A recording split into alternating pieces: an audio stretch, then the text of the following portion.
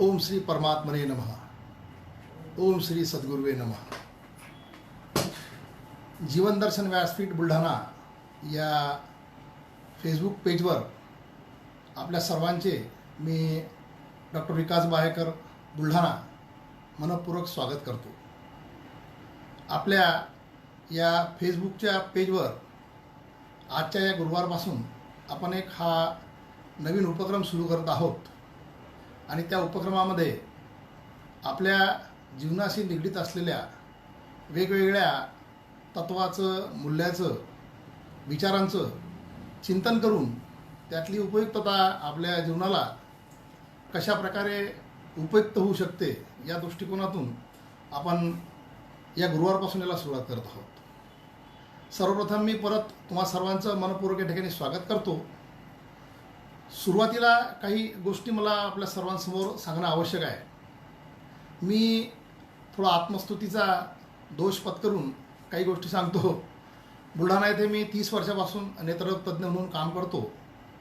त्यातील 20 वर्षापासून मी समाजामध्ये कीर्तन प्रवचन या माध्यमातून महाराष्ट्राच्या संस्कृतीतील वारकरी संप्रदायाच्या तत्त्वज्ञानाचा प्रचार प्रसार करतो. त्याचबरोबर श्री संत सेवा संघ पुणे या आमच्या मातृ असलेल्या संस्थेच्या माध्यमातून पूजनीय गुरुजी संजय गोडबोले यांच्या मार्गदर्शनाखाली 2013 पासून दर गुरुवारी मी ज्ञानेश्वरी या विषयावर एक चिंतन वर्ग माझ्या घरामध्ये घेतो. त्या चिंतन वर्गाचं ज्ञानेश्वरीच्या पहिल्या ओळीपासून सुरुवात झाली आणि गेल्या 8 वर्षामध्ये आम्ही 13व्या अध्यायापर्यंत पोहोचलो. या उपक्रमामध्ये पहिल्या दिवशीपासून जवळपास 60 ते 70 जण अतिशय चिकित्सक, ज्ञानी आणि साधक लोक उपस्थित असतात. परंतु या लॉकडाऊनच्या पिरियडमध्ये त्याच्यामध्ये खंड पडला आणि तो स्वाभाविक होता. आणि आताही भविष्यामध्ये आपण केव्हा एकत्र येऊ हे थोडंसं अजूनही म्हणजे थोडंसं डळमळीत असल्यामुळे हा एक उपक्रम आपण या ठिकाणी सुरू केलेला आहे. या जीवन दर्शन व्यासपीठाच्या माध्यमातून आपल्याला काय पाहायचं आहे आणि याची आपल्या सर्वांच्या जीवनामध्ये कशा प्रकारची आपण उपयुक्तता आणू शकतो यासाठी काही कन्सेप्ट जे आहेत, काही संकल्पना ज्या आहेत त्याच्यावर आपण सर्वप्रथम या ठिकाणी विचार करूया. जीवन दर्शन, दर्शनशास्त्र म्हणजे तत्त्वज्ञानामध्ये आपल्या भारतीय संस्कृतीचं ज्या ज्या महनीय ऋषींनी मुनींनी वेगवेगळ्या प्रकारचं विचार मांडून आपल्या संस्कृतीमध्ये जे तत्त्वज्ञान निर्माण केलेलं आहे त्याला दर्शनशास्त्र असं म्हणतो. तत्त्वज्ञानामध्ये त्याच्यामध्ये 6 आस्तिक आणि 3 नास्तिक दर्शन आहेत, ज्याच्यामध्ये पतंजली वगैरे आपण हे योगशास्त्र वगैरे सर्व पाहतो, सांख्यशास्त्र आपण पाहतो.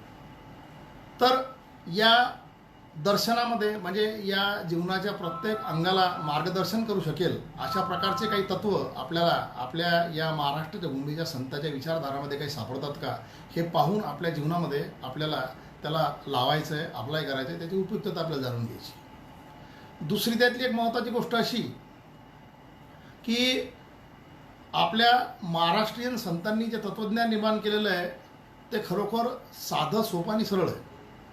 कारण सामान्य व्यक्तीच्या, कारण याची निर्मिती सामान्य लोकांसाठी झालेली आहे.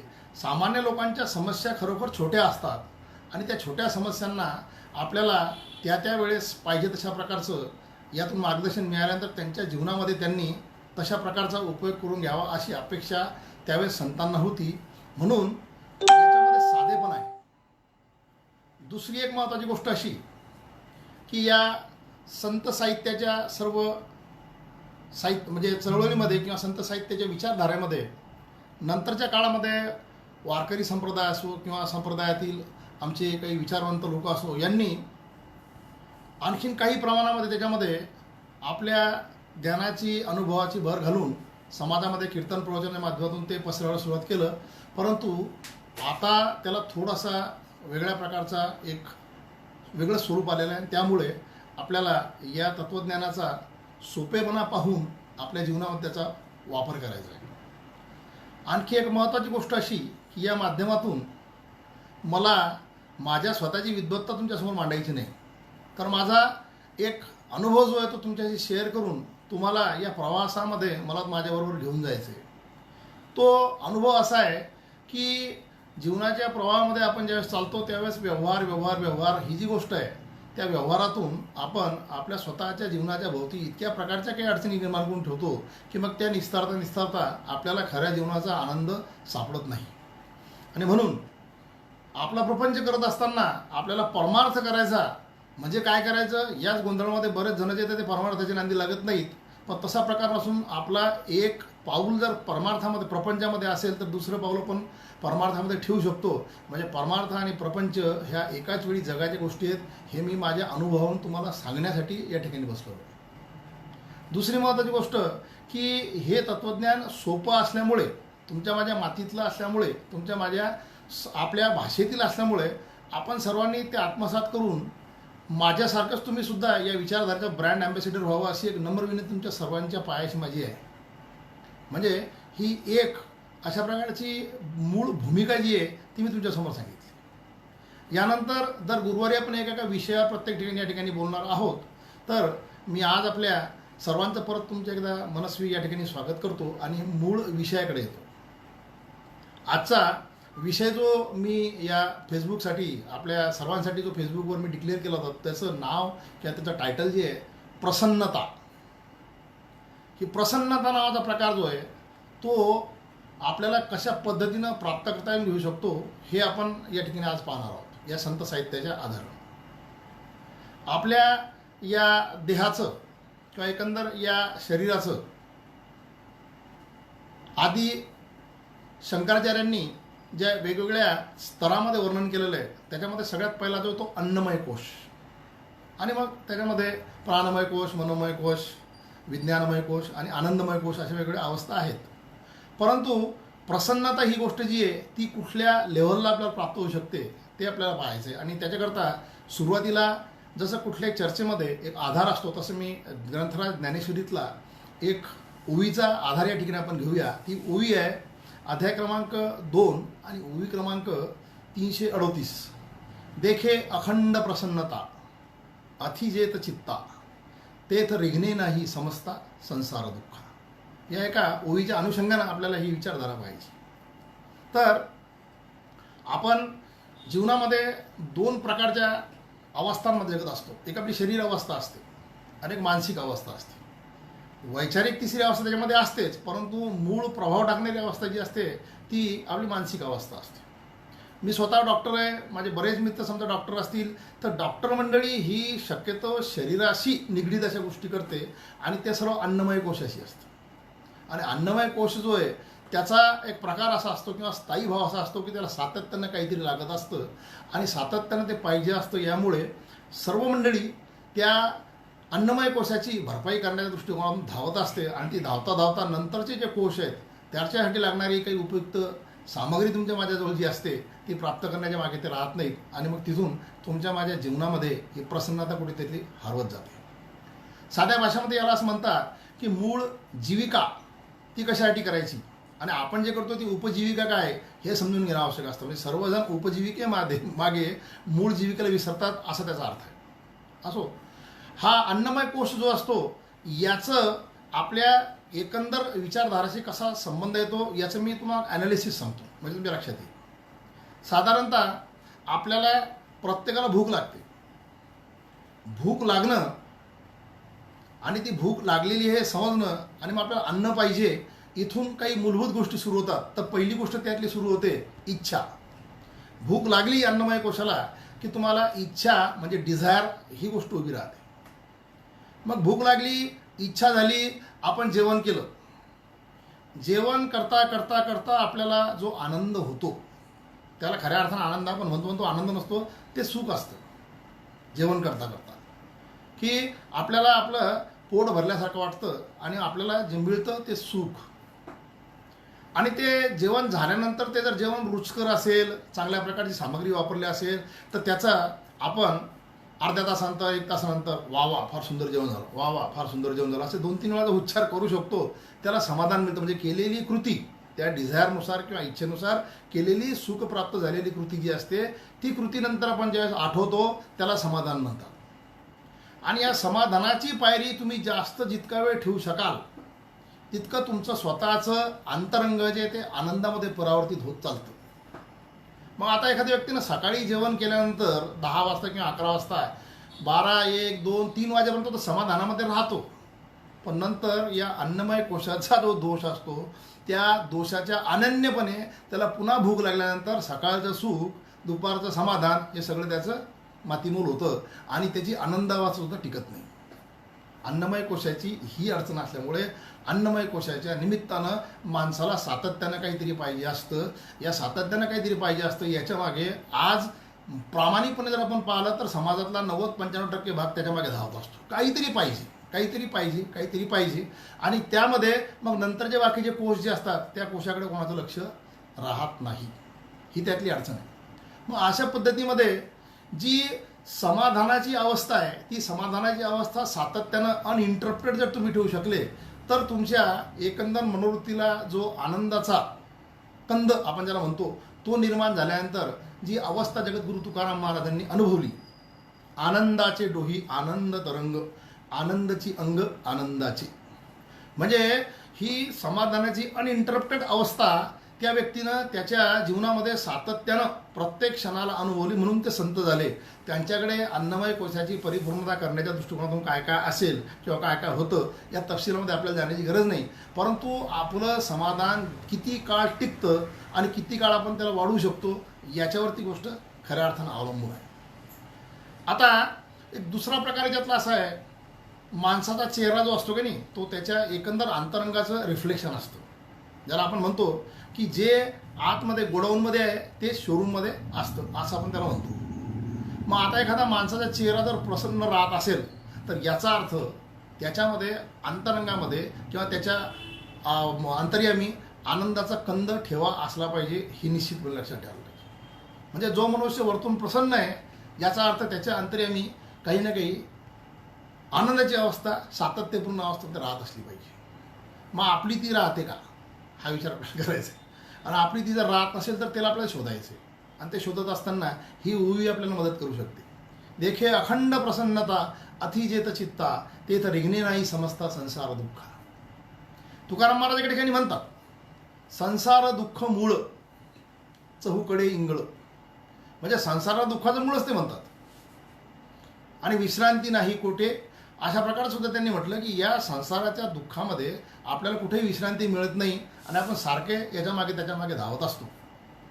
मग ही दुःख अवस्था आपल्याला कशी येऊ शकते, कारण ही उवी सांगते की तेथे रिघणे नाही समजता संसार दुःखा, म्हणजे ज्याच्या चेहऱ्यावर प्रसन्नता असेल त्याच्या चित्तामध्ये प्रसन्नता असेल त्याला कधीही संसार दुःख बाधू शकत नाही असं जे म्हणतात.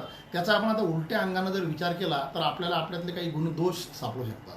संसार दुःख निर्माण कसं होतं आणि कुठून होतं, तर दुःख हे आपण आता अन्नमय कोशाच्या हिशोबानंच पाहून राहिलो. तर अन्नमय कोश, मनोमय कोश आणि प्राणमय कोश आणि मनोमय कोश या 3 गोष्टीमध्ये जर आपण जर पाहिलं त्याला, तर आपल्याला संसाराचं दुःख जे उभं राहतं ते एका सिंपल गोष्टीमुळे उभं राहतं, त्याला म्हणतात अपेक्षा. आपल्या प्रत्येक गोष्टीकडून अपेक्षा असतात. आपल्याकडूनही जास्त अपेक्षा असतात, आपल्या समाजाकडूनही अपेक्षा असतात, आपल्या परिस्थितीकडून सुद्धा अपेक्षा असतात, आपण जे करतो त्याच्याकडून आपल्या खूप अपेक्षा असतात. अपेक्षा ठेवायला हरकत नाही, परंतु त्या अपेक्षा ठेवत असताना त्या अपेक्षा आपण ज्या ठेवतो त्या योग्य की अयोग्य याचं मोजमाप कोणी करायचं. विशेषतः काल परवा जे फिल्मी ॲक्टर सुशांत सिंग राजपूत यांनी आत्महत्या केली त्यानंतर या विषयावर मी बोलावं असं बऱ्याच मित्रांनी मला सांगितलं, म्हणून मी या विषयाला सुरुवातीला हात घातलं. तसं पाहिलं तर थोडासा गहन विषय आहे, परंतु प्रसन्नता कशी जाते ते आपल्याला समजायला पाहिजे. तर संसार दुःख जे हे अपेक्षेतून जर निर्माण होत असेल तर अपेक्षा आपण आपल्याकडून ज्या ठेवतो किंवा आपल्यासाठी ज्या समाजाकडून ठेवतो त्याच्यामध्ये आपण एका साध्या गोष्टीचा विचार सातत्याने केला पाहिजे. आणि त्याकरता तुमच्या माझ्याजवळ एक फार महत्त्वाचं अंग त्या भगवंताने दिलेलं त्यानंतर बुद्धी. या बुद्धीमध्ये खऱ्या खोट्याचं, चांगल्या वाईटाचं प्रत्येकाचं आपल्याला चांगल्या प्रकारे निरीक्षण करता येऊ शकतं, त्याला पाहता येतं किंवा त्याला पारखून घेता येतं. आणि ते पारखत असताना आपण संसार दुःख याचा विचार जर केला तर मग आपण स्वतःला एका दृष्टीनं ॲनालाइज करायला पाहिजे. ते ॲनालिसिस जे आहे की ज्या गोष्टीची अपेक्षा मी समाजाकडून ठेवतो किंवा ज्या गोष्टीची अपेक्षा मी कुटुंबाकडून ठेवतो किंवा माझ्या प्रोफेशनकडून ठेवतो तर तितकी माझी योग्यता आहे का. त्याला सायंटिफिक भाषेमध्ये स्कोप अँड लिमिट्स म्हणतात. तर आपली क्षमता काय, आपली मर्यादा काय आणि त्या क्षमता आणि मर्यादेच्यामध्ये आपली अपेक्षा काय याचा सारासार विचार माणसानं मॅथमॅटिकल कॅल्क्युलेशनसुद्धा जर केला तर त्याच्या संसार दुःखाची म्हणजे मूळ त्याचं कारण असलेल्या अपेक्षांची प्रमाण जे ते निश्चितपणे कमी होऊ शकतं. कारण मी सांगितलं त्या पद्धतीने सुरुवातीला तुम्हाला मला जी इच्छा निर्माण झाली ती इच्छा म्हणजे कामने स्वरूप आहे. म्हणजे कामना, काम एष क्रोध, म्हणजे कामना आणि क्रोध या दोन गोष्टीमुळे माणसाच्या जीवनामध्ये सर्व प्रकारचे कल उभं राहतात असं गीता सांगते. अर्जुनाने जेव्हा विचारलं की पाप कशामुळे होतो, अथ केन प्रयुक्तो अयम पापम चरती पुरुषः, त्याचं उत्तर देताना भगवंताने या दोन गोष्टी सांगितल्या, कामना आणि क्रोध. कामना म्हणजे इच्छेचं स्वरूप आहे आणि ती इच्छा का असते तर माझ्या अपेक्षा असतात. म्हणून माणसानं स्वतःच्या मनाला, जे कल्पनेचं अंग आहे त्या मनाला जर बुद्धीच्या मोजमापामध्ये किंवा बुद्धीच्या आकाशामध्ये, कल्पनेचं आकाश काढून बुद्धीच्या आकाशामध्ये मोजमापामध्ये जर उडायला शिकवलं तर मला असं वाटतं त्या अपेक्षा निश्चित कमी होऊ शकतात. दुसरी महत्त्वाची गोष्ट, संसार दुःख कमी करण्याच्या दृष्टिकोनातून अपेक्षेच्या व्यतिरिक्त जे आपण सुरुवातीला पाहिलं समाधान, बऱ्याच वेळा आहे त्या गोष्टीचं मूल्य आपल्याला समजत नाही आणि त्याच्यापेक्षा एखादी हलकी वस्तू किंवा हलकी सिच्युएशन दुसऱ्याजवळ जर असेल तर त्याचा आपल्याला आनंद वाटायला सुरुवात होते किंवा त्याच्या आपल्याला त्याच्या याच्या दृष्टिकोनातून आपल्याजवळ ते असावं असं वाटायला सुरुवात होते आणि तिथून एक आणखीन आपल्या स्वतःच्या जीवनामध्ये दुःखाची निर्मिती होते. म्हणजे आपल्याजवळ असलेल्या गोष्टीचं मूल्य आपल्याला कधी कधी समजत नाही. आहे त्या गोष्टीमध्ये उपयुक्तच्या दृष्टिकोनातून आपण जर पाहिलं तर गरजांच्या पलीकडे जाणारी गोष्ट जर आपल्याकडे असेल तर आपल्याला आपलं स्वतःचं संसार दुःख कमी करता येऊ शकतो. म्हणजे अपेक्षा आणि आपल्याजवळ असलेल्या वस्तूंचं मूल्य किंवा आपल्याजवळ असलेल्या परिस्थितीचं मूल्य आपण जर समजून घेतलं, रिसोर्सेसचं मूल्य जर समजून घेतलं तर आपलं संसार दुःख निश्चितपणे कमी होऊ शकतं. या ओवीमध्ये दोन महत्त्वाचे शब्द आलेले आहेत, देखे अखंड प्रसन्नता अतिजेत चित्ता. हे चित्त काय प्रकार आहे तर हे अंतकरण चतुष्टातलं हे तिसरं दैवी तुमच्या माझ्याकडे असलेलं गुणधर्म किंवा तिसरं तुमच्या माझ्याकडे असलेलं दैवी आयुध आहे की जे खऱ्या अर्थानं तुमच्या माझ्या हृदयाच्या डेप्थमध्ये किंवा तळाशी बसलेलं आहे. मन कल्पना करतो, बुद्धी सापेक्ष असल्यामुळे त्याचं मोजमाप करतं, परंतु चित्त जे आहे ते या दोघांचा समन्वय झाल्यानंतर उभं राहतं. अर्जुना समत्व हे चित्ताचे हेची सार जाण योगाचे, जेथे मन आणि बुद्धीचे ऐक्य अथी.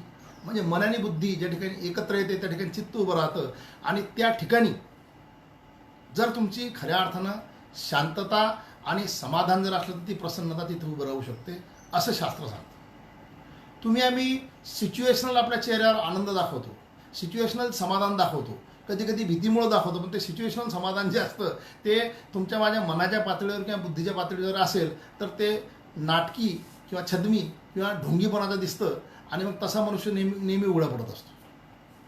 संतांचं, विशेषतः महाराष्ट्रीयन संतांचं जर आपण चरित्र पाहिलं तर प्रत्येक त्या संतांकडे तसं पाहिलं तर कोणत्या प्रकारचे रिसोर्सेस होते किंवा त्यांच्याकडे खूप प्रमाणात काही संपत्ती होती अशाला भाग नाही. त्यांच्याकडे कोणाकडे कुठल्या प्रकारची अशा प्रकारची संपत्ती किंवा अशा प्रकारचं हे नव्हतं, पण तरी ते लोक एका विशिष्ट अवस्थेमध्ये जगत होते. त्याच्यामागं मूळ कारण हे होतं की त्यांच्या चित्तामध्ये ती शांतता होती आणि तशा प्रकारची शांतता, तशा प्रकारचं स्थैर्य, तशा प्रकारची आनंद अवस्था असल्यामुळे त्यांच्या चेहऱ्यावर सातत्यानं प्रसन्नता असायची. आणि जे कामना आणि क्रोध हे दोन सर्वात महत्त्वाचे शत्रू जे आहेत मानवी विचारधारेला वारंवार कलुषित करून त्याच्यामध्ये विकार उत्पन्न करणारे, ते त्या संतांना कधी बाधत नव्हते. त्याचं कारण त्यांच्या अंतर्यामी ही शांतता आणि हा आनंद ठासून भरलेला होता.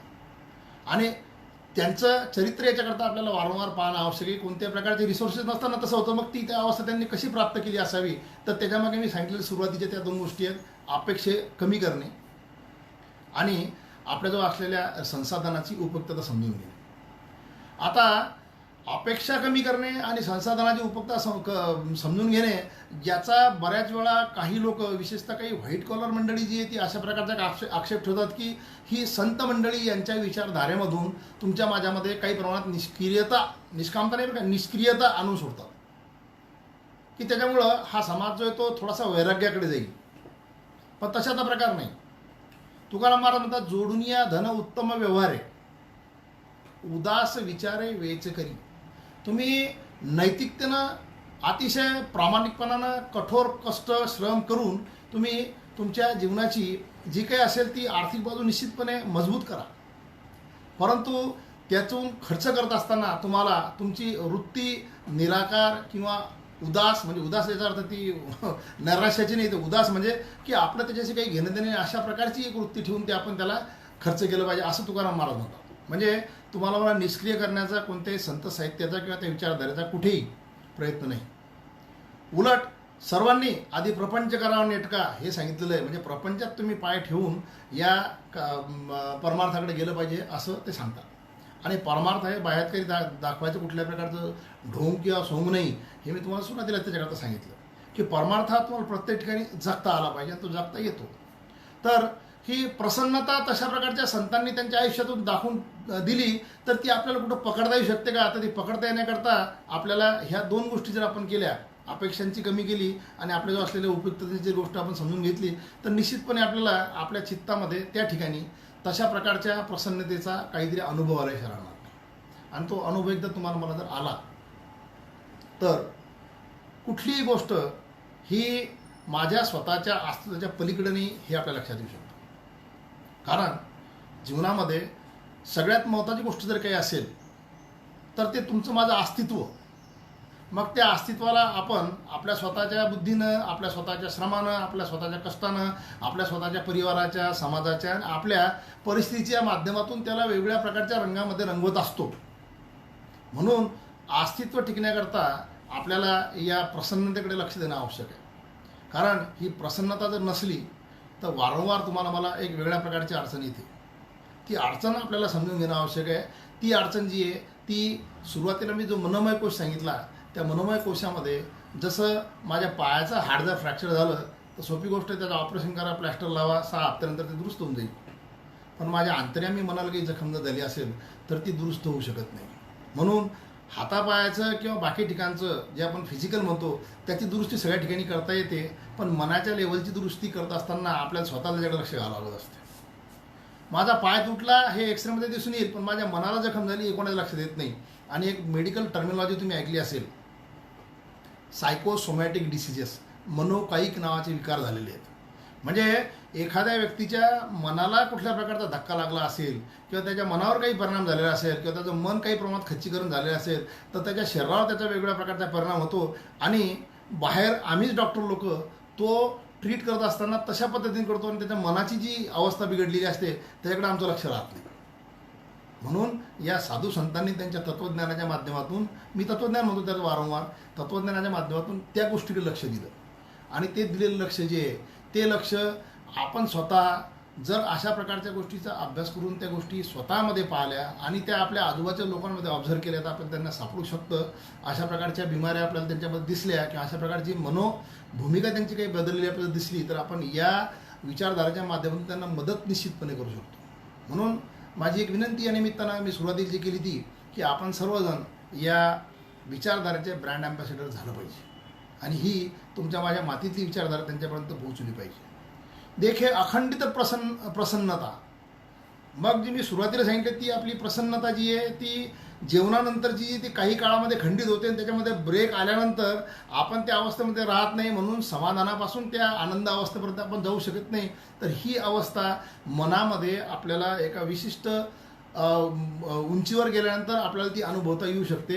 पण त्याकरता मनाच्या कल्पना ज्या येतात ते आपल्याला बुद्धीच्या माध्यमातून आपल्या मर्यादेमध्ये आणून आपल्या स्वतःच्या अपेक्षा कमी करून आपल्या स्वतःला असलेल्या क्षमतेनुसार मिळतं नाही इतकंपर्यंत पाण्यात जर आणलं तर आपलं दुःखाचं जे मूळ भंडार आहे ते कमी होऊ शकतं आणि विचारधारा आपली त्यांना शुद्ध होऊ शकते. आणि ती शुद्ध झालेली आपली विचारधारा जी आहे ती आपल्याला निश्चितपणे आपल्या जीवनातला एक उज्ज्वल मार्ग दाखवू शकते.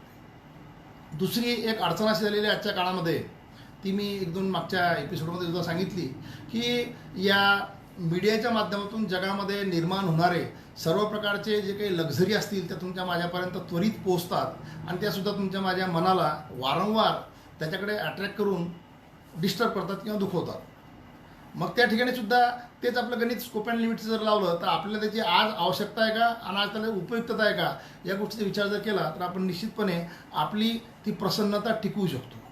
म्हणजे आज जे आहे त्याचं मला किती समाधान आहे याचा सगळ्यात पहिले गणित आपल्याला पाहावं लागेल आणि त्या समाधानातून मी माझ्या मनाला प्रसन्न कसं ठेवू शकतो याचा विचार जर आपण केला तर निश्चितपणे आपल्याला संसार दुःखातून मुक्तता मिळू शकते. मित्रांनो, दर गुरुवारी आपल्याला 7 ते 7:30 या दरम्यानपर्यंत या गोष्टीचं आपल्याला या ठिकाणी चर्चा करायची आहे. आणि मी तुम्हाला जे ब्रँड ॲम्बॅसिडर बनायला सांगितलं किंवा आपण त्याचं व्हावं या दृष्टिकोनातून मी तुम्हाला एक 2 ते 3 मिनटामध्ये ज्ञानेश्वरी आणि तुकाराम गाथा या 2 गोष्टीच्या अभ्यासाचं आणि त्या अभ्यासातून आपण कशा पद्धतीनं आपल्याला पाहिजे ते सूत्र सापडू शकतो हे फक्त मी 2 मिनटामध्ये तुम्हाला सांगणार शेवटच्या ह्याच्यात. कारण अभ्यासाचा भाग आहे म्हणून.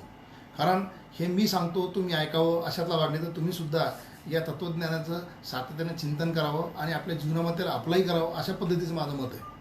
तर ज्ञानेश्वरी ही 18 अध्याय जे येतं गीतेचे त्याचं भाष्य आहे आणि ते भाष्य त्यांनी एका सरळ मार्गाने केलेलं असल्यामुळे आपल्याला त्याच्यामध्ये सुसूत्रता आढळते. पण तरी आपली मनोअवस्था कमी जास्त असू शकते. या दृष्टिकोनातून ज्ञानेश्वरीमध्ये काही तत्त्व जे येतं, काही जे मूल्य येतं ते वारंवार वेगवेगळ्या ठिकाणी मांडलेले आहेत.